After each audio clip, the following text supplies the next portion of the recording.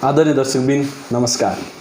1 to 1 को यो नयाँ एपिसोडमा यहाँलाई स्वागत जनाउँछु र आज हामी 1 to 1 बात गर्नेछौँ भारतीय जनता पार्टी दार्जिलिङ जिल्ला समितिका अध्यक्ष प्रोफेसर कल्याण देवानसँग।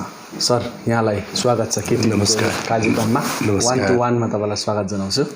धन्यवाद भाइ। र सर चुनावको एकदमै हामी मुखमा छौँ है र यहाँको भाजपामा प्रवेश धेरै भएको छैन के यो जिल्ला अध्यक्षको पदको निम्ति मात्रै हो कि कालेबुङको विधायकको उम्मेदवारमा पनि चासो राखिरहनु भएको छ? यो कालिम्पोङको विधायकको रूपमा चाहिँ भन्न अलिक मिल्दैन, किनभने यसमा पार्टी हाइकमान्डले तय गर्नुपर्छ कि अनि पार्टीको तर्फबाट दिइने उम्मेदवारलाई जिताउने काम चाहिँ सङ्गठनको हो। अनि त्यस दृष्टिकोणबाट जिल्ला अध्यक्षको एउटा जिम्मेवारीको निम्ति म तयार छु। तर जिल्ला अध्यक्ष चाहिँ कुनै एउटा कन्स्टिट्युन्सीको उम्मेदवार हुनु त सक्छ नि हैन? हुनसक्छ, हुनसक्छ, सम्भावना छ नि। हजुर हुनसक्छ। हजुर सर, सुरुदेखि 21 अक्टोबरमा जब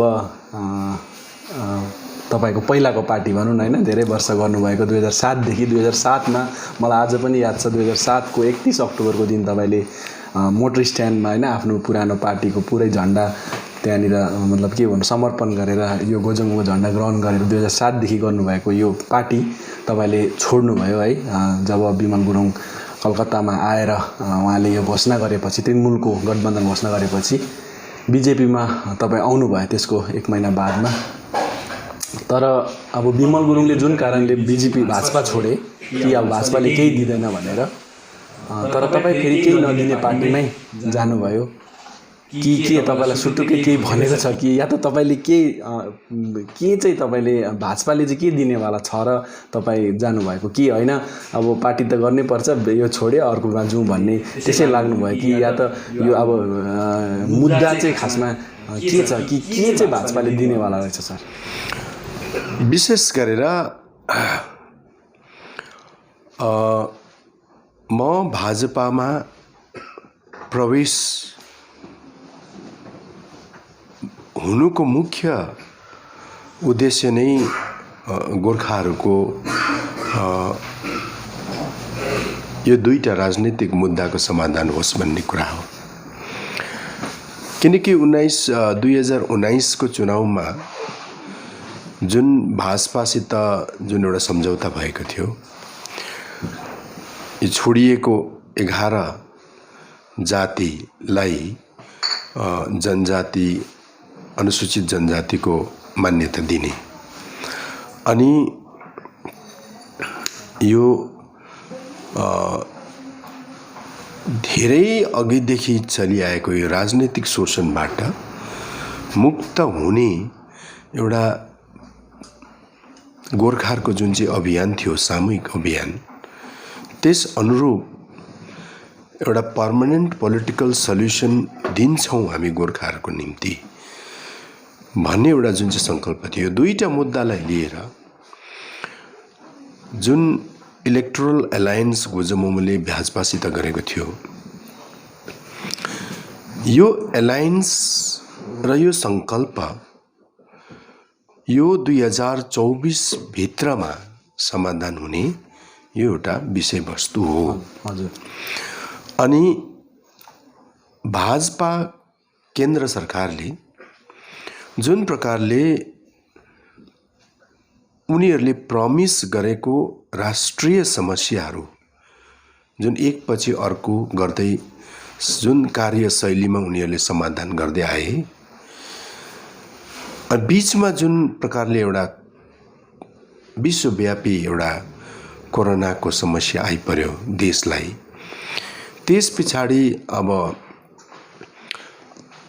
चाइना पडोसी राज्य देश भनौँ न, चाइनाको जुन प्रकारको एउटा अतिक्रमण सिमानामा भयो, टेररिस्टहरूको अतिक्रमण आक्रमणहरू जुन प्रकारले अन्तर्राष्ट्रिय सीमामा तनाव बढ्दै गयो होइन, हुँदै हुँदै यो 1.5 वर्ष बितिहाल्यो है। त अब यो 1.5 वर्षभित्रमै यो दुईटै समाधान गरिहाल्नु पर्छ भन्ने लेखापढी पनि थिएन है। र यसले गर्दाखेरि केन्द्र सरकारले जुन तोकेको मियाद 2024 भित्र समाधान गर्ने एउटा जुन चाहिँ समय छ, त्यो समयसम्म गोर्खाहरूले केन्द्र सरकार अर्थात् भाजपालाई सहयोग गर्नुपर्ने हो। र म चाहन्छु कि अहिलेको परिस्थितिमा हामीले यस्तो अन्तर्राष्ट्रिय दबाउ, कोरोनाको सङ्क्रमणको समस्या, भुखमरीको समस्या जसले बेरोजगार र आर्थिक एउटा डावाडोलको समस्या ल्यायो, साथसाथै विपक्षी दलहरूको जुन एउटा के अरे एउटा आरोप प्रत्यारोप र देशव्यापी एउटा अशान्तिको माहौल छ बनिरहेको थियो। यस्तो परिस्थितिमा हामीले हाम्रो एलायन्सको सरकारलाई हामीले सहयोग गरेर 2024 भित्रमा आफ्नो यो दुईटा मुद्दाहरू हामीले फत्ते गराउनु हाम्रो बुद्धिमानी काम थियो। तर दिने क्षमता पनि भाजपाकै छ अनि दिन्छु पनि उनीहरूले भनिरहेकै छ। अनि यस्तो परिस्थितिमा उनीहरूकोसित अझै 3 वर्षको समय पनि छ। र यस्तो परिस्थितिमा 1.5 वर्ष 2 वर्ष नबितिकन नै तिमीहरूले दिँदैनौ कि दिँदैनौ भनेर अर्कोतिर राजनीतिक दुश्मनी मोल्नु गोर्खाहरूको लागि यो मूर्खताको विषय थियो। र अहिलेको परिस्थितिमा जब गोजोमुमु पार्टीका शीर्षस्थले बीजेपीको एलायन्सलाई तोडेर तृणमूलसँग जब एलायन्स गरिसकेपछि अब गोर्खाहरूको हितको निम्ति भाजपाले यहाँको कुन चाहिँ रिजनल पार्टीसित मिलेर काम गर्ने, ट्राइपार्टाइट टक पनि त्यसको पनि सिलसिला सुरु भएको थियो।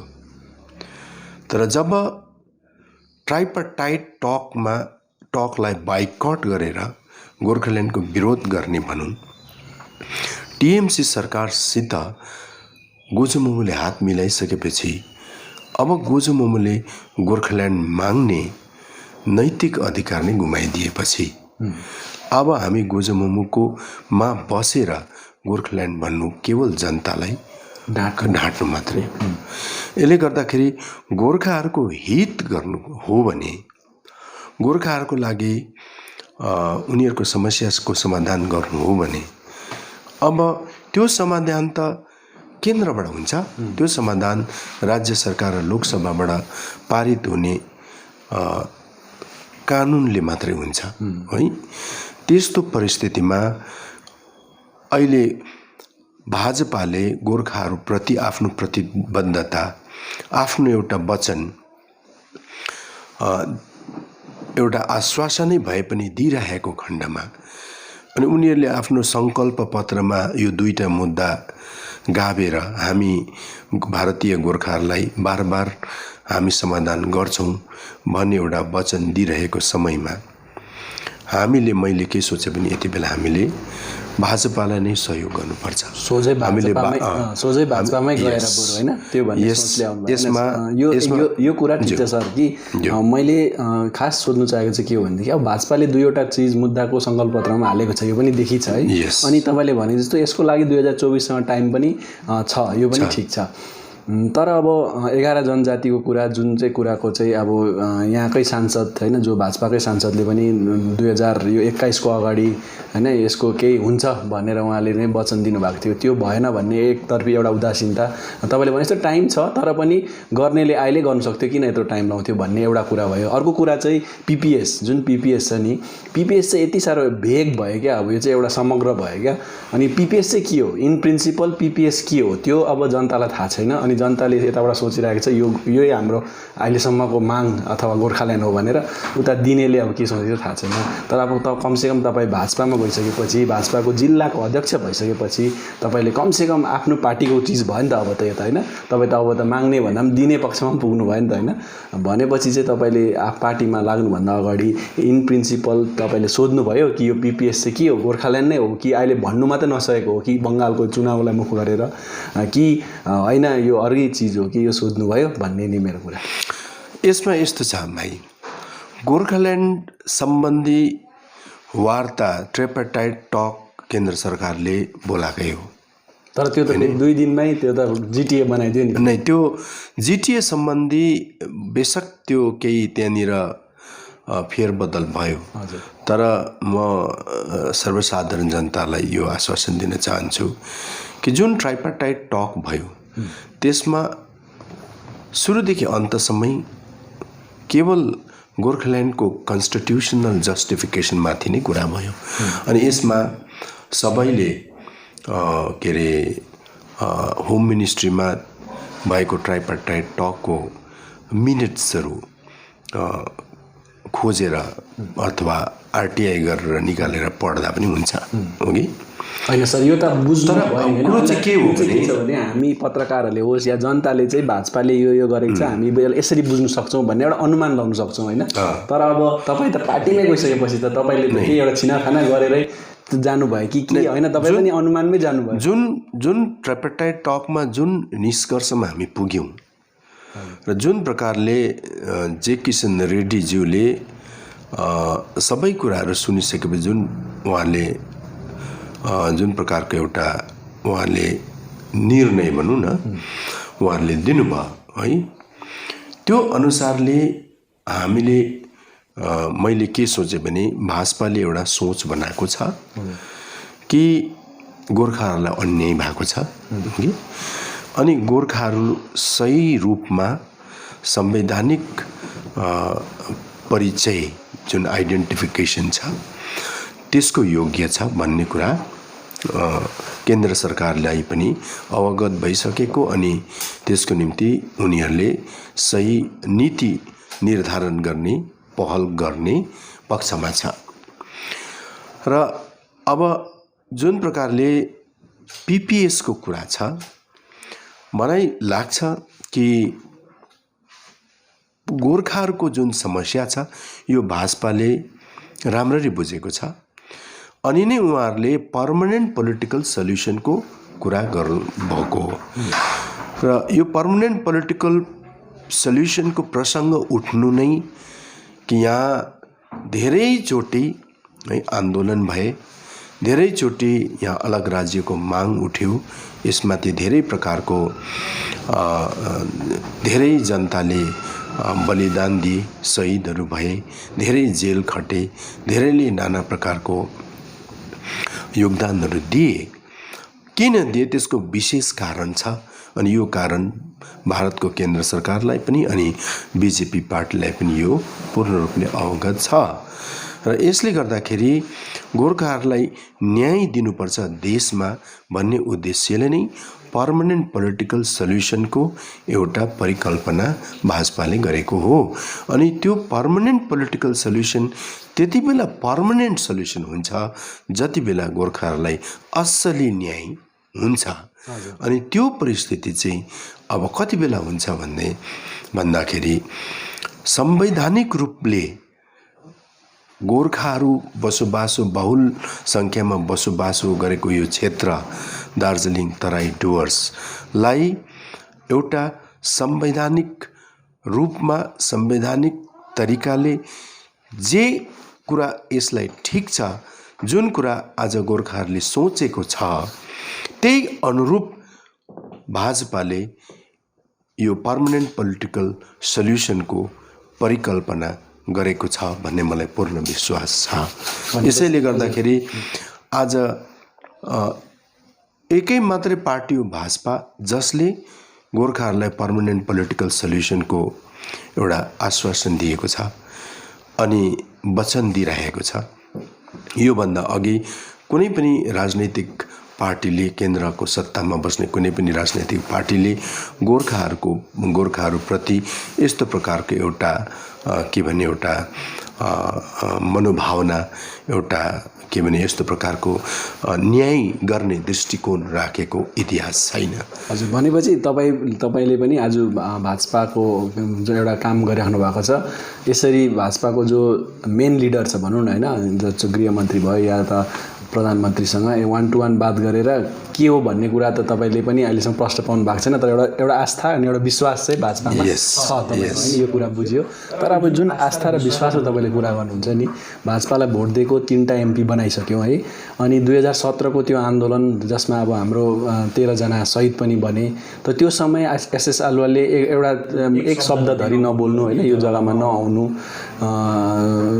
यो कुराहरूले गर्दाखेरि अनि यो कुराहरू छ। अनि जुन चाहिँ अब यो बङ्गाल विभाजनको कुरा भनौँ अथवा PPS को कुरा छ, यो त अहिले सक्दैन अरे, ठिक छ मानिलिउँ, तर कमसेकम 11 जनजातिको एउटा भन्छ नि हाम्रो अब क्या नाच्नु जान्ने मान्छे चाहिँ त्यसको खुट्टा हल्लाइबाट पनि चिन्छ अरे क्या भन्ने। तर अब हो यस्तो खुट्टा हल्लाइ पनि भाजपाको छैन क्या, एउटा त्यो पोजिटिभ एउटा उयो नै छैन भन्ने नै आरोप छ नि त सबैको। र यो चाहिँ विश्वास गर्नु चाहिँ यो विश्वासघात हुन्छ। यो यस्तो छ, 14को सरकारमा कि 14को सरकारमा लोकसभामा मेजोरिटी थियो, राज्यसभामा मेजोरिटी आइसकेको थिएन। त्यसै कारण 370 को मुद्दा, 3 तलाकको मुद्दा है, यो सिटिजनसिप्सको मुद्दा, राम मन्दिरको मुद्दा इत्यादि इत्यादि यो कुराहरू त्यति बेला प्रस्तुत हुन सकेन, साथसाथै हाम्रो मुद्दा पनि प्रस्तुत हुन सकेन। तर होइन, आलुवालियाले एक शब्द त बोल्नु, तर यसमा के छ भने आलुवालियाले अब नबोलेको होइन, एकपल्ट बोलेको मैले देखेको छु लोकसभामा हो कि। तर एउटा कुरो जुन चाहिँ आन्दोलन भयो, हेर्नुहोस्, आन्दोलनको परिप्रेक्ष्यमा आलुवालिया निष्क्रिय रह्यो, यो सही कुरा हो। तर एउटा कुरा के हो भने भाजपाको सरकारले अर्थात् भाजपाको शीर्षस्थले, मलाई भलीभाँति थाहा छ, भाजपाको शीर्षस्थ नेताहरूको गोजोमोमोसितको एउटा एलायन्समा एउटा आग्रह के थियो भने आन्दोलन नगर्नु। हेर्नुहोस्, अनि किन आन्दोलन नगर्नु भनेर उहाँहरूले भनेको थियो भनेदेखि जुन पनि मुद्दा हाम्रो छ, चाहे जो जनजातिको मुद्दा हो, चाहे अलग राज्यको मुद्दा हो, यो अति नै संवेदनशील मुद्दा हो। किनकि भारतमा अरू समुदायहरू धेरैले यस्तो यो माग, अलग राज्यको माग, जनजातिको माग उठान गरिरहेको छ। तर ती सबै समुदायहरूलाई छोडेर गोर्खाहरूलाई मात्रै बिजेपीले यो हामी गर्छौँ भन्ने एउटा के अरे प्रतिश्रुति दिएको छ। त्यसले गर्दाखेरि आज गोर्खाहरूले आन्दोलन गरेर, गोर्खाल्यान्डको आन्दोलन गरेर लु भाजपा सरकारले गोर्खाल्यान्ड दिने भयो भने देशव्यापी यसले एउटा आगो, अशान्ति र आगो बाल्ने काम हुन्छ। अनि त्यो परिस्थिति चाहिँ भाजपा सरकारले नआओस् भन्ने हेतुले हामी सही समयमा, जब हाम्रो दुईटै हाउसमा मेजोरिटी आएको हुन्छ कि, अनि त्यति बेला सही समयमा सही एउटा प्रक्रिया अनुसार हामी तपाईहरुको मुद्दा फत्ते गर्छौं भन्ने एउटा आग्रह थियो। तर यहाँ आन्दोलन पटक पटक भयो र उनीहरुको आग्रहलाई टेरिएन नजरअन्दाज गरेर पटक पटक जति बेला जुनै इस्यु समस्या आयो राजनीतिक दृष्टिकोणले भनौं कि एउटा समस्या, सानो समस्या आउने बित्तिकै त्यसले आन्दोलनको रूप लियो होगी। 17 मा पनि अब 13 मा पनि तेलंगानाको जब प्रश्न उठ्यो आन्दोलन भयो होगी। अनि सत्रमा पनि भाषाको कुरा विशेष सुरु लिएर फेरि गोर्खाल्यान्डको आन्दोलन भइहाल्यो र यस्तो परिस्थितिमा भाजपा सरकार सायदै मलाई लाग्छ आलुवालिया मात्रै होइन भाजपा सरकार नै पनि चिन्तित थियो कि किनकि अब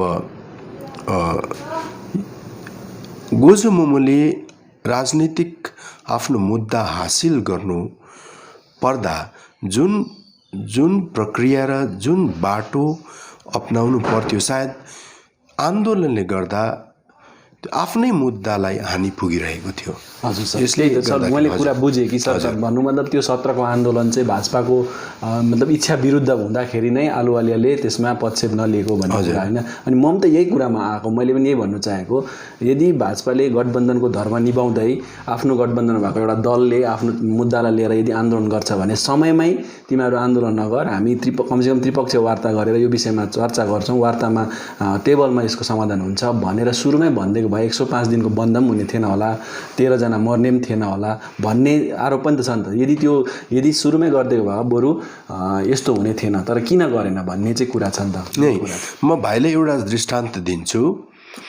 सुरुमा गरेन, सुरुमै नै सुरुदेखि नै भाजपाले मलाई लाग्छ कि भाजपा आन्दोलनको पक्षमा थिएन अनि स्पष्ट रूपमा हाम्रो गोजो मोमोको नेतृवृन्दलाई आन्दोलन गर्नु हुँदैन भन्ने कुरा हो कि उहाँले जनाइसकेको थियो। अनि एउटा दृष्टान्त म भाइलाई के भन्छु भने 17को आन्दोलनको समयमा जुन गोर्खाल्यान्ड कोअर्डिनेसन कमिटी बनिएको थियो, गोर्खाल्यान्ड कोअर्डिनेसन कमिटीलाई जब भारतको गृह मन्त्रालयले बोलाइ पठाएपछि एउटा गृह मन्त्री राजनाथ सिंहसितको बैठकमा राजनाथ सिंहज्यूले अपिल गर्नुभएको थियो कि हेर्नुहोस् त्यो झन्नै 90 दिन जस्तो भइसकेको थियो र यो आन्दोलनले तपाईहरुको माग जायज माग हो, आन्दोलन पनि डेमोक्रेटिकली गर्नै पर्छ, ठीक छ तपाईहरुले आन्दोलन गर्नुभयो, तर यो आन्दोलनले अहिले पश्चिम बंगाल सरकारलाई भन्दा बढी दुःख चाहिँ तपाईहरु हाम्रै जनतालाई भइरहेको छ, जनतालाई परिरहेको छ। यो पीर मर्का यहाँ तपाईहरुले जति नै गरे पनि दुःख चाहिँ हाम्रै मान्छेले पाउँदैछ र पश्चिम बंगाल सरकारको जुन चाहिँ एउटा दृष्टिकोण छ यो आन्दोलनप्रति, जनताप्रति हामीलाई ठीक लागेको छैन र जुन प्रकारले मानव अधिकार हनन हुँदैछ त्यो दृष्टिकोणबाट हामी बहुत चिन्तित छौं र 1 महिना भित्र म गृह मन्त्रालय र राज्य सरकार र जीएमसीसी माझ यो त्रिपक्षीय वार्ता गराउँछु। तपाईहरुले कृपया गरेर यो जेनरल स्ट्राइक चाहिँ उठाइदिनुहोस् भनेको थियो। जुन कुरा हामीले भन्यौं त्यो चीज त्यही कुरा चाहिँ त्यो कुरा चाहिँ सुरुमै भन्देको भएदेखि यस्तो हुन्थेन भन्ने मेरो कुरा नि हैन। जे होस् सर, त्यो अब इतिहास भइहाल्यो हैन, पुरानो भइहाल्यो। मैले भन्नु खोजेको चाहिँ के भने हैन सरको कुरा हैन, बीजेपी पार्टीले राखेको आग्रह चाहिँ सुरुमै मानेको भएदेखि भन्ने तपाईले भन्नु, मैले त्यही भन्नु खोजेको। तर सुरुमै पब्लिकली त्यो ट्राइपोडेड टक गरिदिन्छु, आन्दोलन नगर मात्रै भन्यो भने त मान्ने कुरै आएन नि त खासमा।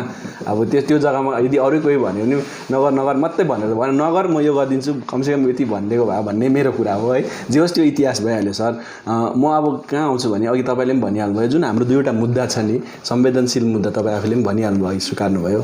अनि यो दुईटा मुद्दा फत्ते भयो भने देशकै एउटा राजनीतिमा एउटा उथुलपुथुल आउने सम्भावना छ हैन।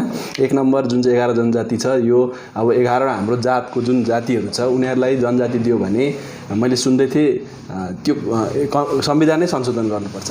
अनि संविधान संशोधन भयो भने त भारत देशको आधी नागरिक त ट्राइबल हुन्छ अरे भन्ने पनि सुनेको थिएँ हैन। हुन्छ अरे हैन, हुन्छ, अब त्यस्तो छ। संविधान संशोधनको आरजीआईले यसलाई रिकमेन्ड गरेको छ। एउटा यो भयो इस्यु। अर्को अब जुन पर्मानेन्ट पोलिटिकल सल्युसन जो हामीले सोचिरहेको छौँ गोर्खाल्यान्ड, अब गोर्खाल्यान्ड भन्ने कुरा अघि तपाईँले भने जस्तो यहाँ अलग राज्य भयो भने राष्ट्रको मात्रै होइन अन्तर्राष्ट्रिय मतलब राजनीति नै अब के भन्नु होइन उथुलपुथुल हुनेवाला छ। अब भाजपा बङ्गालमा आयो भने पनि के बङ्गालको भाजपाले यसलाई सपोर्ट गर्छ? त्यो त गरेको छैन होइन। दिलीप घोषले विरोध गरिरहेको छ, लाकेट च्याटर्जीले विरोध गरिरहेको छ। त्यसले गर्दाखेरि कुन आधारमा चाहिँ अब यो दुईटा फत्ते हुन्छ तपाईँले भन्नु यस्तो हो। यो भाजपाको राज्य कमिटीको नेतृवृन्दले जुन हामीले सोच बनाएका छौँ कि पश्चिम बङ्गालको कुनै पनि राजनैतिक पार्टीको नेताले गोर्खाहरूको यो दुईटा मुद्दाको विरोध गर्छ हो कि यो गलत धारणा हो। मलाई अस्तिको जनसभामा पनि दिलीप घोषज्यूले स्पष्ट रूपमा बताइदिनु भयो गोर्खाहरूलाई न्याय दिइन्छ अनि संवैधानिक रूपमा जे सम्भव छ जे चाहिँ गोर्खाहरूको लागि डिजर्भिङ छ त्यो केन्द्र सरकारले तय गर्छ अनि सधैँ भाजपा गोर्खाहरूको हितमा छ। यहाँ अब गोर्खालाई नै कुरा गरे भने अब कुरा चाहिँ के हुन्छ भने त्यो चाहिँ एउटा भनौँ भने अब टिएमसीलाई राजनैतिक फाइदा दिन चाहँदैन है, खालि त्यति मात्रै हो। तर गोर्खाहरूको हित गर्ने भन्ने आज यदि भारतमा कुनै पार्टी छ भने केवल त्यो भाजपा मात्रै हो। गर्छु भन्ने भनिरहेको छ हो कि र उनीहरूले गोर्खा लगायत देशभरिको जनतालाई नै उनीहरूले एउटा जुन प्रकारले एउटा उनीहरूको केन्द्र सरकारको योजना चालु गरेको छ हो कि जुन प्रकारले देशलाई एउटा विश्वमा एउटा प्रतिष्ठित देशको रूपमा प्रस्तुत पनि गरिरहेको छ, जुन प्रकारले सिमानामा अतिक्रमण गर्नेहरूलाई देशको सरकारले जुन प्रकारले गरिरहेको छ त्यसरी नै गोर्खाहरूप्रति उनीहरूको विश्वास भरोसा छ। त्यति हो।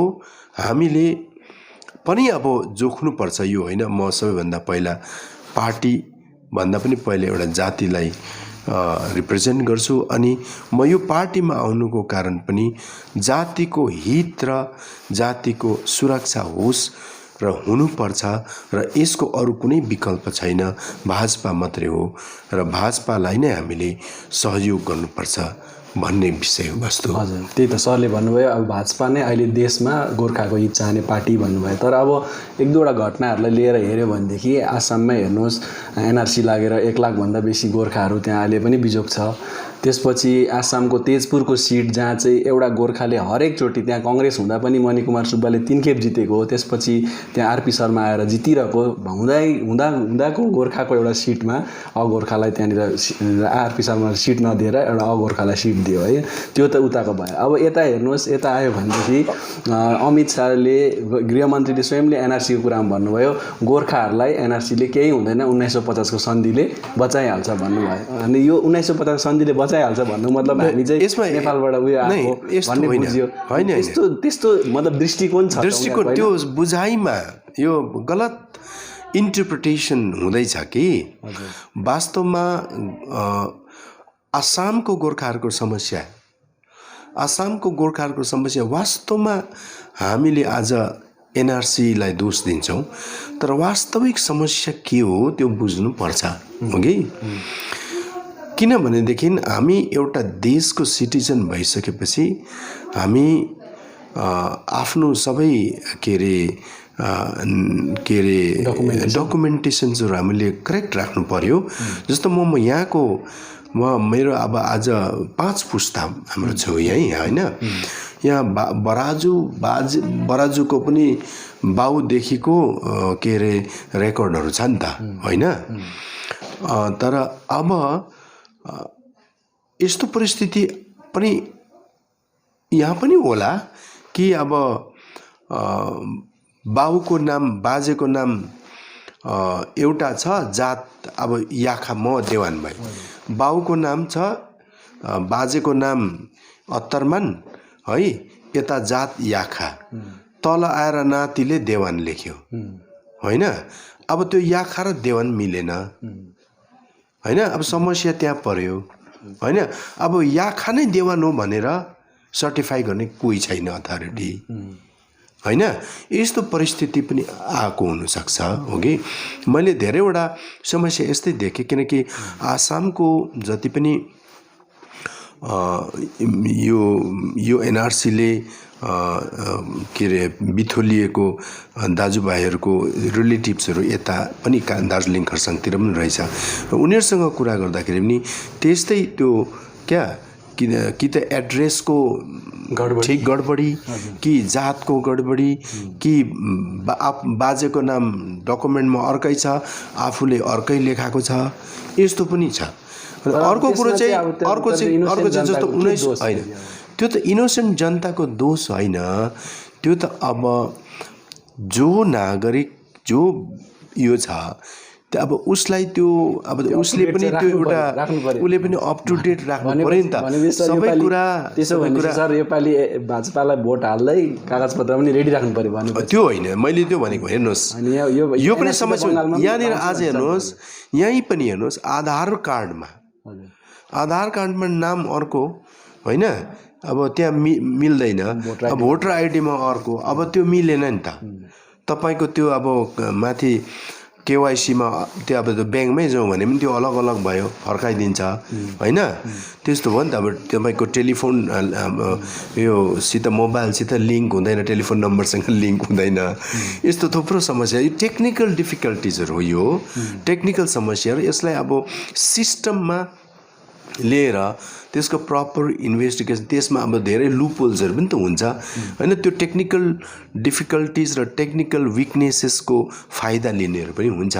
त्यसले त्यसको प्रपर भेरिफिकेसन प्रपर स्क्रुटिनी गर्ने एउटा व्यवस्था हुनु पर्यो होइन। र जिनाइन केसलाई एउटा के अरे न्याय दिने सिस्टम त्यसबाट बसाल्नु पर्यो। कतिवटा त्यहाँ फ्रडुलेन्ट एक्टिभिटिजहरू भयो त्यो ट्रेस आउट गरेर त्यसलाई फेरि उचित कारबाही गर्ने पनि व्यवस्था हुनु पर्यो होइन। तर जति आज आसाममा गोर्खाहरू छन् है जतिका सङ्ख्यामा छन् त्यसमध्ये आज 1 लाख गोर्खाहरू त्यस्तो परिस्थितिमा छन् भने उनीहरूमा पनि केही समस्या त होला नि त। त्यसै त भने नभएदेखि त्यो 25 लाख गोर्खामा त्यो 24 लाख गोर्खाहरूको चाहिँ किन भए अनि 1 लाखको मात्रै किन भएनन् यो समझ। त्यसले अब 1950 सालको सन्धि त सन्धि भएको हो। सन्धि त सन्धि हो इन्टरनेसनल सन्धि हो। अनि नेपालको अब हेर्नुहोस् हामी सन्धिमा आएको हौँ या होइनौँ भन्ने कुरा यो त हामीलाई थाहा छ होइन। तर बाहिरको कम्युनिटीलाई त थाहा छैन। यसै कारण यही समस्याहरू कतिवटा छन्। अब तर त्यो इन्टरनेसनल सन्धि हो त्यो सन्धिलाई हामीले विरोध गर्नु अन्तर्राष्ट्रिय त्यो एउटा राष्ट्र विरोधी कुरा हुन्छ होइन। त्यसलाई आफ्नो ठाउँमा राखेर त्यसको स्ट्याटसको जस्तो छ त्यस्तै राखेर यहाँको भूमिपुत्रहरूलाई न्याय दिने काम यो चाहिँ अब सिस्टममा आउनुपर्छ भनेर नै त हाम्रो के अरे यो के अरे आन्दोलन हो। हाम्रो माग पनि त्यही हो। हजुर सर होइन ठिकै छ। त्यसो भने अघि तपाईँले भनिहाल्नुभयो सुरुमै दुईटा मुद्दाको लागि भाजपालाई हामीले अझै पनि विश्वास गर्नुपर्छ 24 सम्म पर्खिनुपर्छ मेन होइन भनिहाल्नुभयो। 24 सम्म पर्खिनुपर्छ भनिहाल्नुभयो ठिक छ। त्यो भयो एमपी इलेक्सनको लागि कुरा लिएर अनि त्यसको मुद्दालाई लिएर नि होइन। तर अब अहिले छेउमा विधानसभा चुनाव आउँदैछ। अब 3टै सिटमा अब भाजपाले सायद अब गठबन्धनसँग मिलेर होस् या जसरी होस् उम्मेदवारी त दिने हो। अनि तर अब त्यो दुईटा मुद्दा फत्ते गर्नलाई त फेरि विधायक बनाउनुपर्छ भन्ने त कहीँ लेखापढी छैन होइन। त्यस्तो छैन। नबनाउँदा पनि त्यो त गर्नै पर्यो। तिनवटा विधायक भएन अब गर्दिन भन्ने त हुँदैन नि होइन सर। त्यो त हुँदैन। तब त्यसो भने यो 3जना विधायकलाई अब बनाउनु चाहिँ होइन गोर्खा जातिले अब उसलाई भोट हाल्नु हो भने चाहिँ किन हाल्नु सर के अब के मुद्दाको लागि यस्तो छ। हामीले यो दुईटा मुद्दा हासिल गर्नु छ बराबर हो कि। यो दुईटा मुद्दा बराबर हासिल गर्नुको लागि हामीले भाजपालाई सहयोग गर्नु यो हाम्रो नैतिक कर्तव्य हो गोर्खाहरूको।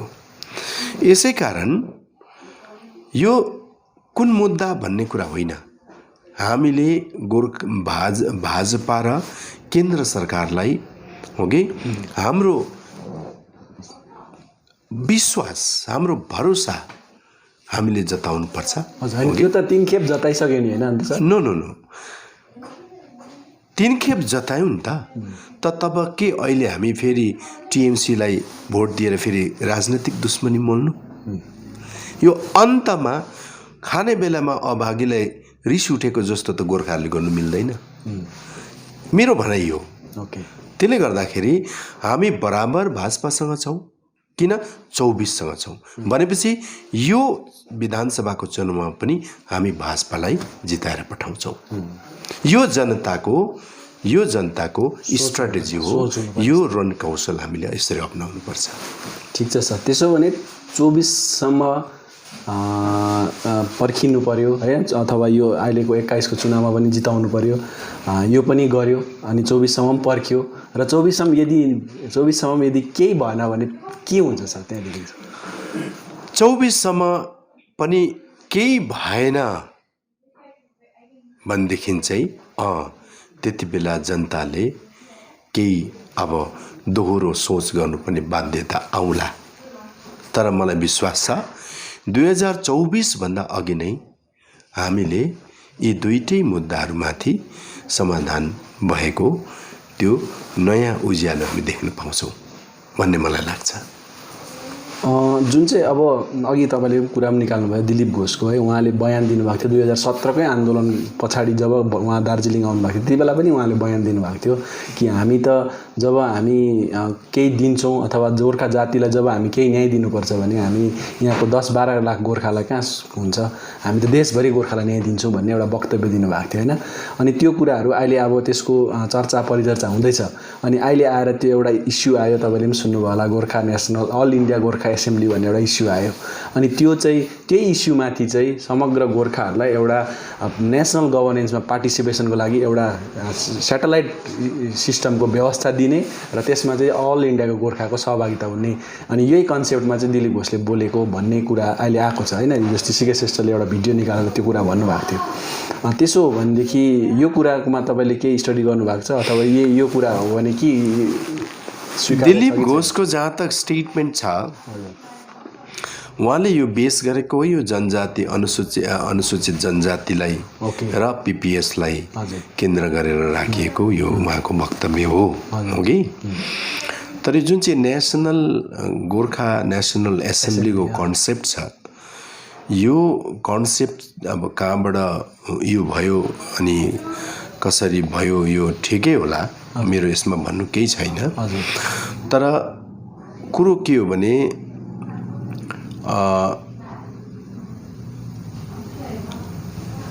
यो परिप्रेक्ष्यमा हामी म के आह्वान गर्न चाहन्छु भने सबै सचेत गोर्खाहरूले है यो विचार गर्नुपर्छ कि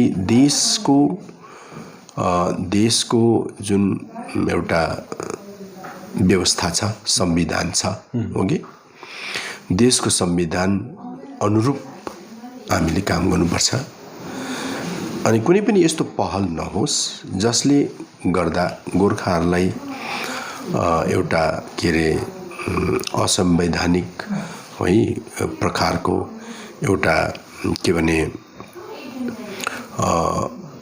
एउटा अर्कै दृष्टिकोणले नहेरोस् है केन्द्रको सरकारले या अन्य समुदायले।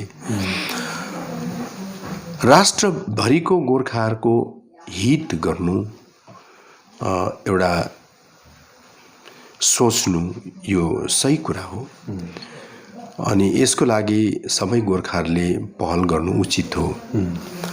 तर त्यसको लागि कुन संस्था र कुन व्यवस्था उचित हुन्छ अनि त्यो व्यवस्था कस्तो हुनुपर्छ, त्यो व्यवस्था अवश्य पनि त्यो संस्था अवश्य पनि संविधान अन्तर्गत होस् हो कि अनि कानुन अन्तर्गत होस्।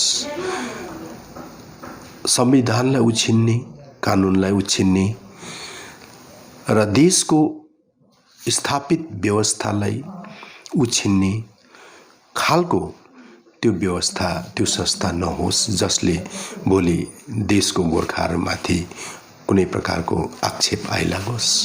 मलाई लाग्छ अहिलेको परिस्थितिमा यदि गोर्खाहरूको हित चाहनु भने त्यो सबैभन्दा ठुलो केन्द्रबिन्दु नै राजनीति हो। अर्थात् केन्द्रमा रहेको सत्तारूढ राजनीतिक पार्टी हो। केन्द्रमा रहेको सत्तारूढ पार्टी भाजपा, आज भाजपा छ। कुनै पनि केन्द्रमा सरकार बनाउने सत्तारूढ पार्टीसित अघि संसर्ग गरेर गोर्खाहरूको समस्या, गोर्खाहरूको दुःख पीडालाई राखेर बुझाएर त्यसको संवैधानिक समाधान निकाल्नु चाहिँ बुद्धिमत्ताको कुरा हुन्छ। अनि देशको सरकार जो पनि जुनै पनि पार्टीको होस्, देशको सरकारलाई सही ढङ्गमा झकझकाएर बुझाएर गोर्खाहरूको निचोड एउटा समाधान निकाल्नु सक्नु कुनै पनि संस्था अगाडि आउँछ भने है त्यसलाई सबै गोर्खाहरूले के गर्छ, स्वागत गर्नुपर्छ। तर अब त्यहाँ कुनै प्रकारको त्यो सङ्गठनलाई कुनै प्रकारको असंवैधानिक एउटा आक्षेप लाग्ने खालको आँच आउने खालको काम चाहिँ जहाँसम्म सर यो गोर्खा अहिलेको आएको यो अल इन्डिया गोर्खा एसेम्ब्लीको कुरा छ, यो पहिला गोर्खा नेसनल काउन्सिल भन्ने एउटा कन्सेप्टमा थियो रहेछ होइन। अहिले अब यो कुरा प्रश्न हुँदै आउँदैछ, भिडियोहरू जारी हुँदैछ, त्यो आर्टिकलहरू पनि आउनु थालेको छ। अनि यसमा चाहिँ यसलाई चाहिँ बिजेपीले 2017मै डिसेम्बर 10 तारिक चाहिँ एउटा चिन्तन सभा गरेर, अब त्यति बेला तपाईँ बिजेपीमा हुनु न थियो, तर भर्खर एउटा सागर पोखरेलले पनि एउटा भिडियो निकालेको थियो अस्ति 9-10 मिनटको। त्यसमा पनि उसले भनेका थिए, अनि सीके श्रेष्ठले पनि त्यो कुरा भनेका थिए कि यो कुरा चाहिँ अब अघि तपाईँले भने जस्तो बिजेपी नै हो अहिलेको समयमा दिने पार्टी भनेर बिजेपीसँगै संसर्गमा लागेर 2017देखि बिजेपीलाई नै बुझाएर बिजेपीकै 11वटा स्टेटले जो गोर्खाहरू जो जति छ 11वटा स्टेटमा गोर्खाहरू जो चाहिँ बिजेपी गरिरहेको छ उनीहरू भेला भएर चाहिँ अब अहिलेको समयमा गोर्खाल्यान्ड, अब अहिलेको स्थितिमा गोर्खाल्यान्ड सम्भव छैन अघि तपाईँले भने जस्तो, तर गोर्खाल्यान्ड सम्भव नभएपछि गोर्खाहरूको लागि, देशभरि गोर्खाहरूको न्यायको लागि चाहिँ यो एउटा अलग व्यवस्था, यो खालको व्यवस्था बनाउन सकिन्छ भनेर प्रपोजल बनाएर उनीहरूले रिजोल्युसन नै लिएर पठाएको थियो अरे भन्ने यो कुरा खुलासा भइरहेको छ। तर बिजेपीले केही पनि सुनेन, त्यो पनि सुनेन भन्ने पनि आरोप छ। यसबारे केही तपाईँले स्टडी गर्नुभएको छ अथवा सोधपुछ गर्नुभयो कि? जहाँ तक मलाई मेरो नलेजमा आएको कुरा भन्नुपर्दाखेरि यो खालको प्रस्ताव बिजेपीले दिएको थियो। अर्थात् यो खालको संस्थाको कुनै दिन गठन भएर यही खालको मतलब भारतभरिको गोर्खाहरूको लागि एउटा ठोस यस्तो खालको व्यवस्था हुनुपर्छ भन्ने विषयवस्तु चाहिँ सित चाहिँ म अनभिज्ञ छु भाइ। यो बारेमा मलाई केही थाहा छैन हो कि। तर कुरा के हो भने यो कुरा एउटा राजनीतिक विषयवस्तु भएकोले गर्दा, राजनीतिक मुद्दा भएकोले गर्दा राजनीतिक एउटा सङ्गठनबाट नै यसलाई हामी समाधान गर्नु पर्छ सक्छ। यसले गर्दाखेरि यो राजनीतिक समाधानको लागि हामीले अल इन्डिया लेभलको कुनै संस्था बनायौँ भने पनि अल्टिमेटली त्यो राजनीतिमा त्यो आउनै पर्छ। त्यसले गर्दा त्यति बेला है अब सबै संस्थाको सबै सदस्य अथवा पदाधिकारीहरू एउटै विचारधाराको हुन्छ भन्ने मलाई लाग्दैन हो कि। विचारधाराहरू अलग अलग हुन सक्छ र यसकारण जब यो राजनीतिक संस्थासित संलग्न हुने कुरा, सहयोग गर्नुपर्ने कुराहरू आइपर्छ त्यति बेला यस्ता संस्थालाई धेरै चोट पर्छ है। त्यसले गर्दाखेरि सुरुदेखि नै मलाई लाग्छ सुरुदेखि नै हामीले यो राजनीतिक मुद्दा हो र यो एउटा राजनीतिक सङ्गठनद्वारा नै यसको समाधान र पहल र समाधान हुनुपर्छ र एउटा ठोस आइडियोलोजी लिएर सिद्धान्त लिएर एउटा निर्दिष्ट मानिसहरूले राजनीतिक एउटा निर्दिष्ट संस्थान अथवा कार्यकलापमा अघि बढ्यो भने चाहिँ अघि बढ्दाखेरि चाहिँ उचित हुन्छ होला जस्तो लाग्छ मलाई। किन यो आउट एउटा राजनीतिक मुद्दा हो, पोलिटिकल इस्यु हो। यो पोलिटिकल इस्युलाई सल्भ गर्नुको लागि पोलिटिकल अर्गनाइजेसन नै चाहिन्छ, किनकि पोलिटिकल डिसिसन इज इम्पोर्टेन्ट।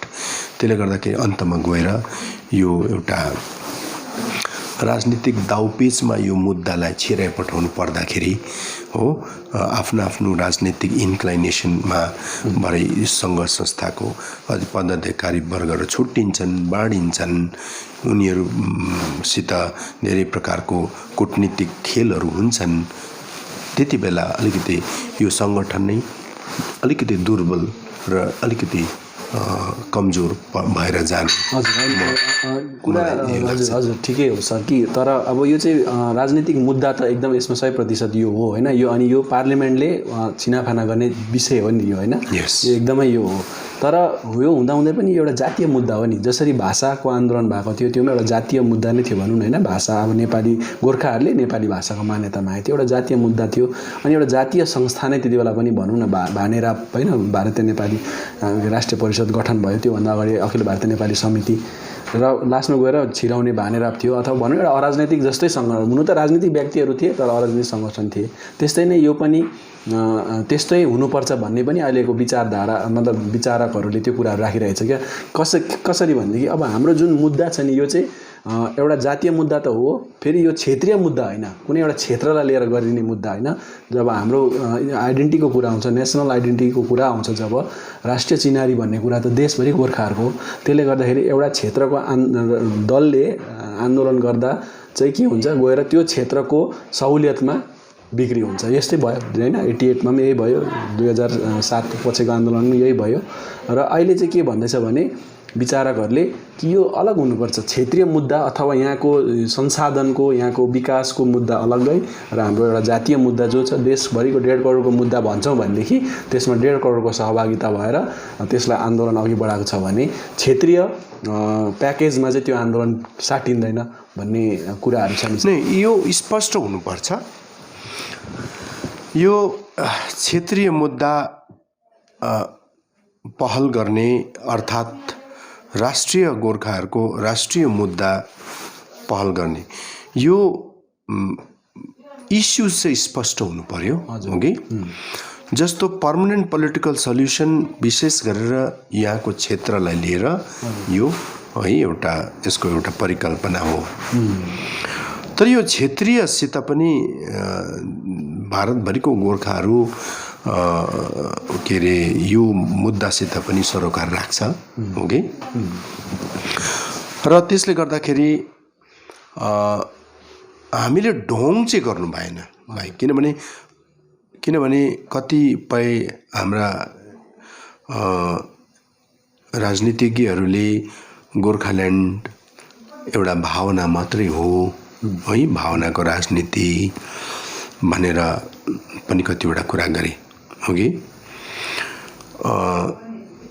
हामीले यथार्थको राजनीति गर्नुपर्छ। अनि अहिले अब आएर गोर्खाहरू 1.5 करोड गोर्खाहरूको मुद्दा चाहिँ हामीले लिएर अगाडि बढ्नुको लागि एउटा गोर्खा नेसनल एसेम्ब्लीको जरुरी पर्यो। र स्पष्ट रूपमा चाहिँ आज भन्नुपर्दाखेरि सबैभन्दा भिक्टिम चाहिँ हो कि र अवहेलित चाहिँ यो क्षेत्रको गोर्खाहरू हो कि, जसमाथि धेरै प्रकारको राजनीतिक सामाजिक आर्थिक अतिक्रमण छ। अनि एक प्रकारले भनौँ भने पहाड तराई डुवर्सको गोर्खाहरू एउटा उच्छेद हुने जुन चाहिँ सङ्घारमा आइपुगेको छ। जसरी चकमाहरू बङ्गलादेशबाट उच्छेद भएर गए होइन, र आज यहाँको भूमिपुत्रहरूको समस्याको समाधान गर्नु चाहिँ यहाँको गोर्खाहरूलाई है विशेष उहाँहरूको विशेष सरोकार चाहिँ त्यसमा छ हो कि। त्यसले गर्दाखेरि योपट्टि चाहिँ विशेष हामी सबैले ध्यान दिनु आवश्यक छ र यसको लागि जुन भाजपाले पीपीएसको परिकल्पनाको आश्वासन दिएको छ त्यो भित्र हामीले हाम्रो राजनीतिक सुरक्षित भविष्य हामीले त्यहाँनिर खोज्नुपर्छ, त्यहाँनिर दाबी गर्नुपर्छ हो कि।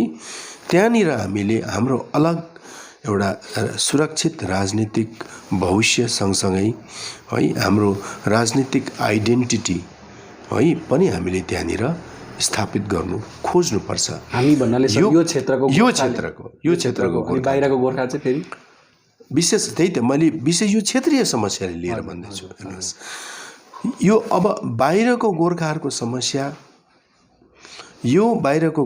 समस्यालाई हामीले सरकार समक्ष पुर्याउने एउटा राष्ट्रव्यापी संस्था बनियो गोर्खाहरूको, त्यो ठिक कुरा हो, त्यो ठिक विषय हो। तर कुरा चाहिँ के हो भने क्षेत्रीय समस्या मैले आज यो क्षेत्रको है गोर्खाहरूले हामीले हाम्रो क्षेत्रको समस्याको समाधान गर्नु बाँकी नै छ हो कि। र प्रायोरिटी चाहिँ के हो कि हामी आफ्नो क्षेत्रभित्र हामी सुरक्षित छैनौँ भने यो कुरालाई पहिला हामी यसलाई पनि हामीले त्यतिकै ध्यान दिनु पर्यो हो कि। अनि बाहिर जति हाम्रो गोर्खाहरूमाथि अन्य अत्याचार हुँदैछ त्यसमाथि पनि हामीले ध्यान दिनु पर्यो। तर मेरो भनाइ कुरा चाहिँ के हो भनेदेखिलाई हाम्रो क्षेत्र चाहिँ हाम्रो घर घडेरी नै सुरक्षित छैन भने हामीले बाहिरकोलाई सुरक्षित कसरी गर्न सक्छौँ, यो सबैभन्दा मूल विषय हो। त्यसले गर्दा हामी बलियो हौँ पहिला हो कि, अनि हामीले हाम्रो शाखा सन्तानलाई पनि हामी सहयोग गर्न सक्छौँ।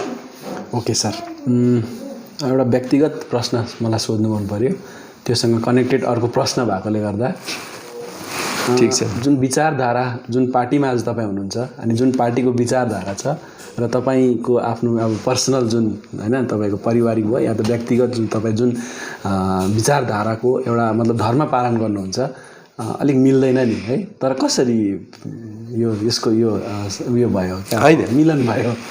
यो एउटा के भने बीजेपी पार्टी सबैले भन्छ यो एउटा हिन्दूवादी पार्टी मात्रै हो भनेर है, त्यो लान्छना छ हो कि। तर वास्तवमा कुनै पनि पार्टीले संवैधानिक रूपमा यदि त्यो पार्टी परिचालन हुनुपर्छ भने त्यो पार्टी सेक्युलर हुनै पर्छ। बीजेपी मलाई यो कुनै विशेष धर्मलाई प्राथमिकता दिएर या त्यसको मात्रै सम्वर्धन र के अरे सुरक्षा गर्ने हित हेर्ने पार्टी मलाई लाग्दैन हो कि। हामीले अब हेर्नु हो भने गोवा एउटा यस्तो राज्य हो जहाँ 100% क्रिस्चियन छ है। त्यहाँनिर बीजेपीको सरकार छ। मतलब त्यहाँको इसाई धर्मावलम्बीहरूले आज बीजेपीको सरकारलाई उनीहरूले स्वीकार गर्नुको पछाडि केही न केही त कारण छ। यसको अर्थ के हो, बीजेपीले के इसाईलाई अन्याय गर्छ भन्ने कुरा हैन। यो के अरे त्यसबाट हामीले बुझ्नुपर्छ कि बीजेपी एउटा सेक्युलर पार्टी हो। यहाँनिर हिन्दुत्वको कुरा अर्थात् हिन्दू कल्चरको कुरा अथवा आउँछ घरिघरि आउँछ। जस्तो जय श्री रामको नारा लाग्छ है, जय श्री राम भन्छ है। तर जय श्री राम चाहिँ आज चाहिँ के भएको छ भने यो चाहिँ एउटा जय श्री राम एउटा हिन्दू श्री रामको एउटा नामकरण होइन, त्यसलाई नामकरण नाम भए तापनि आज जय श्री राम चाहिँ एउटा के अरे एउटा यस्तो नारा भयो कि सामाजिक जुन एउटा सबका साथ सबका विकास सबका विश्वास भन्ने जुन चाहिँ एउटा बिजेपीको आइडियोलोजी छ है, त्यो एउटा परिवर्तित समाज, परिवर्तित भारत, परिवर्तित एउटा देश, प्रतिष्ठित देशको एउटा जुन चाहिँ एउटा परिकल्पना छ त्यसको नारा भइरहेछ आज। यसले गर्दाखेरि मलाई लाग्छ अब त्यो परिवर्तित समाज, परिवर्तित देश र एउटा सबका साथ सबका विश्वास सबका विकास जुन चाहिँ एउटा नारा छ है, यो इडियोलोजीलाई यो नाराले मतलब अब के अरे उचाल्दैछ है, यसलाई सहयोग गर्दैछ। र यस्तो परिस्थितिमा मैले अब मेरो आफ्नो आस्था छ, म इसाईको हुँ है, म इसाई परिवारमा मेरो के अरे एउटा आस्था छ है। र म जुन अब आज जुन राजनीतिक पार्टीमा छु र जुन अभियानमा छु, म मेरो आफ्नो धर्म अनुसार म प्रभु येशूलाई प्रार्थना गरेर नै सधैँ उहाँको अनुग्रह, उहाँको आशिष, उहाँको के अरे गाइडेन्स म महसुस गर्छु मेरो जुनै काममा पनि। यसले गर्दाखेरि मलाई यो बिजेपी पार्टीमा मेरो आस्था हो कि ले कुनै उयो बाटो रोकेको पनि छैन, अनि मलाई बरु त्यहाँ के अरे अझै प्रेरणा मिल्छ, किनकि जति म एउटा मेरो प्रार्थना अनुसार म अगाडि बढ्दै जान्छु है, त्यति म के अरे राम्रो भएको देख्दै जान्छु।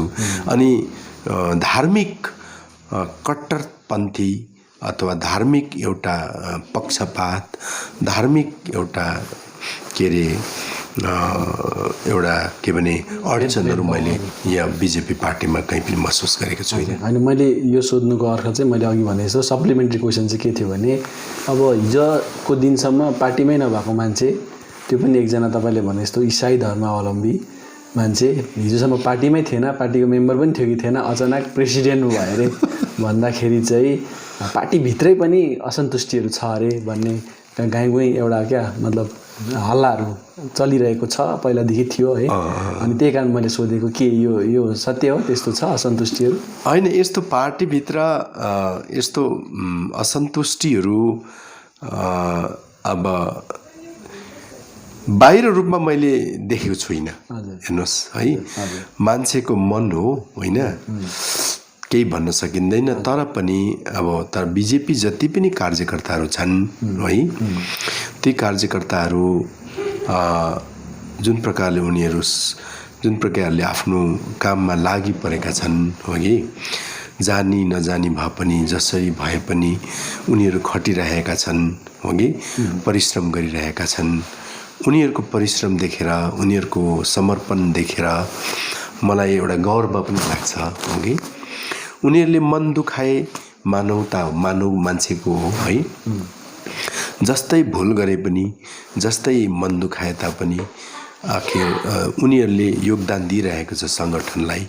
व्यक्ति भन्दा सङ्गठन ठुलो हो होइन। त्यसले गर्दा यसमा मैले वास्तवमै भन्नु हो भने पार्टीभित्र के अरे म आएकोमा यस्तो ठोस के अरे आक्रोश भनौँ या विरोध भनौँ मैले कहीँ पनि देखिनँ। सबै कार्यकर्ताहरूले बराबर सहयोग दिएर नै हामी काम गरिरहेका छौँ। सर, अब अन्ततिर आइपुगेका छौँ। अब यो जुन चाहिँ आउँदो चुनावमा यहाँहरूको गठबन्धन छ, गठबन्धनमा एक दुईवटा दलहरू छ, एक दुईजना दलहरू त अब रुस्टम भइरहेको छ है, त्यो आफ्नो कारण हुनसक्छ, अनि कतिले त आफ्नै उठाउने भन्ने कुराहरू नि हल्लाहरू चलिरहेको छ। तर जे नै होस्, अब जेएनएलएफ जस्तो एउटा अलिकति मजबुत दल होइन, दार्जिलिङमा त निकै ठुलो बेस, अस्तिको जुन चाहिँ परिवर्तन यात्रामा पनि उहाँहरूले देखाउनै भए पनि तपाईँहरूको जनसभामा आएको हामीले देख्यौँ। र के हुन्छ यो गठबन्धनसँग अब मिलेर नै त काम त गर्नु नै हुन्छ, तर पार्टी सिम्बल चाहिँ भाजपाकै हुन्छ कि क्षेत्रीय दलहरूले, गठबन्धन दलहरूले उनीहरूको आफ्नो सिम्बलमा उठ्छ, के हुन्छ सर? नै यो गठबन्धन जो हाम्रो छ अघि जति पनि क्षेत्रीय दलहरूसँग गठबन्धन छ यो गठबन्धन हाम्रो बरकरार छ अघि उहाँहरूको सहयोग अनि बीजेपीले पनि उहाँहरूलाई गर्नुपर्ने सहयोग यो बराबर नै रहन्छ अघि बाँकी अब इलेक्सनमा क्यान्डिडेट तय गर्ने कुरा हो अघि यसमा अब पार्टी हाइकमान्डले के दिशानिर्देश दिन्छ है यसलाई अहिले म आफैले केही ठोस निर्णय लिन सक्दिनँ है भन्न सक्दिनँ पार्टी हाइकमान्डको गाइडलाइन्स मुताबिक हामी सबैले काम गर्नुपर्ने हुन्छ तर जे होस् भाजपाले जित्नु नै गठबन्धनले जित्नु हो गठबन्धनले जित्नु नै भाजपाले जित्नु हो अघि त्यसले गर्दा यसमा कुनै प्रकारको दुविधा शङ्का उपशङ्का गठबन्धनभित्र रहनु उचित होइन आखिर हामी भाजपा हौँ या भाजपासित गठबन्धन भएर बस्ने रिजनल पार्टी हौँ हाम्रो एउटै उद्देश्य हो जातिको हित होस् हाम्रो एउटै लक्ष्य हो कि हाम्रो राजनीतिक उन्मुक्ति र हाम्रो भविष्य सुरक्षित होस् र हाम्रो भावी पिँढीले अरू समुदाय सरह है राष्ट्रको मूलधारामा आएर धेरै अवसरहरू उपभोग गर्न पाउन् है प्रगति गरेर अगाडि जान पाउन् कुनै एउटा विशेष कसैको दमनमा दबिएर थिचिएर है त्यसको गुलाम भएर बस्नु नपरोस् है उच्छेदबाट उच्छेद हुनु नपरोस् यही विशेष उद्देश्य नै हामी सबैले राख्नुपर्छ पार्टी भन्दा जाति ठुलो हो होइन त्यसले गर्दाखेरि आज भाजपाको जनसमर्थन बढ्दै आएको छ भाजपालाई धेरै जनताले स्वीकार गरेर स्वागत गरेर समर्थन दिएर आउँदैछ यसमा गठबन्धनको हाम्रो जति पनि क्षेत्रीय राजनीतिक पार्टीहरू छन् उनीहरूको पनि यसमा उनीहरूको पनि योगदान छ उनीहरूलाई पनि यसबाट मद्दत पुग्छ अघि र हामी सबै एक भयौँ भने त हाम्रो एउटा के अरे लक्ष्यमा हामी पुग्छौँ हैन सरले जुन चाहिँ भाजपा फैलिँदै आउँदैछ हैन जनताको सपोर्ट बढ्दै आउँदैछ भन्ने कुरा गरिहाल्नुभयो अब यो पालिको चुनावमा जितको कतिको मतलब आशा राख्नु भएको छ किनभनेदेखि मैले यो प्रश्न किन सोध्दैछु भने 2019 मा त एकदम ओभरवेल्मिङ हैन उले जितेको थियो तर त्यो चाहिँ भाजपाको समर्थनमा हैन तृणमूलको त्यो हैन त्यो तृणमूलको विरोधमा त्यो भोट भएको अनि कहीं न कहीं विमल गुरुङको सेन्टिमेन्टले त्यो भोट पाएको भन्ने कुरा छ अनि यो पालि त भाजपाले केही गरेको छैन भोट पाउनु मुस्किल छ भन्ने एउटा लहर पनि कहीं न कहीं छ है त्यसले गर्दाखेरि अनि भाजपाले केही गरेको भएदेखि त यो पालि पनि भाजपा कन्फर्म थियो तर केही गरेन भन्ने एउटा उदासीनता छ त्यो हिसाबमा कतिको आशान्वित हुनुहुन्छ यस्तो हो जनजातिको मुद्दा होस् या पीपीएस होस् यसलाई भाजपाले भोटको राजनीतिसँग मुस्न चाहँदैन भन्ने कुरा स्पष्ट छ हो कि नत्र भनेदेखि यो 21 को चुनावभन्दा अगाडि जात गोष्ठी दिइहाल्थ्यो हो कि तर भाजपा यो जनजातिको मुद्दा नदिकन आफ्नो शक्ति परीक्षण गर्न आफै एसेस गर्न चाहन्छ हो कि त्यो एउटा पक्ष छ बेशक भोलिको दिनमा के हो भने गठबन्धनसित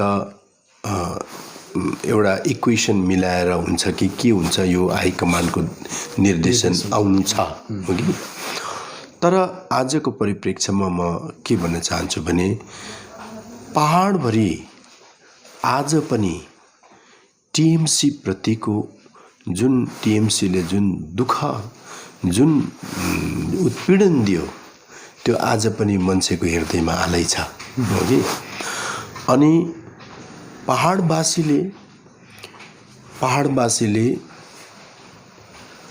केन्द्रको राज्यसभा र लोकसभाबाट आउने जनजातिको मर्यादा र पीपीएसकै पक्षमा छ यसले गर्दाखेरि भाजपाले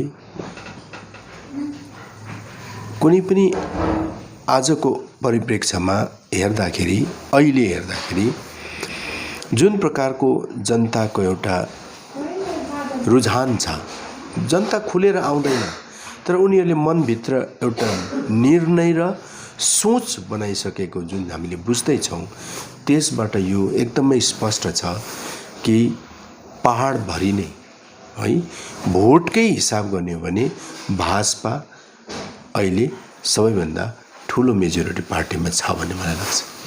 हुन्छ सर, अझै पनि तृणमूलको अत्याचारको विरोधमा हामीलाई भोट दिनुपर्छ अथवा हामीलाई भोट दिन्छ भन्ने आशामा हुनुहुन्छ। तपाईँलाई शुभकामना नै छ। मैले त्यो भन्नु खोजेको होइन। म चाहन्छु भाजपा, अब हामी चाहन्छौँ अथवा म चाहन्छु भाजपाले एउटा सलिड एउटा मुद्दा होइन दिनु सक्यो भने अझै राम्रो हुन्छ, अझै त्यसमा सुनमा सुगन्ध थपिन्छ भन्ने कुरा पनि म तपाईँलाई राख्न चाहन्छु सधैँ। र तपाईँले धेरै समय दिनुभयो, एकदम यति व्यस्त हुनुहुन्छ होइन, पुरा जिल्ला हेर्नुपर्छ, कालेबुङ मात्र होइन कुना काप्चा पुग्नुपर्छ, पुगिरहनु भएको छ। र पनि अब यो अहिलेको समय त एकदम असार 15 हो नि होइन नेताहरूको लागि, तर पनि यति व्यस्त समय, यति धेरै झन्डै 1 घन्टा भइसक्यो है समय दिनुभयो, धेरै कुराहरू तपाईँले जानकारी दिनुभयो र यसको लागि तपाईँलाई धेरै धेरै धन्यवाद सर। धन्यवाद भाइ, धन्यवाद। दर्शक दिन 1 to 1 मा आज हामीले 1 to 1 बात गऱ्यौँ भारतीय जनता पार्टी दार्जिलिङ जिल्लाका अध्यक्ष कल्याण देवानसँग। र यस्तै 1 to 1 बात गर्ने क्रमलाई जारी राख्दै हामी आउँदो दिनमा पनि तपाईँहरू समक्ष बातचितको क्रम लिएर उपस्थित हुनेछौँ। आजको निम्ति म लगायत हाम्रो सम्पूर्ण टोलीलाई बिदा दिनुहोस्। नमस्कार।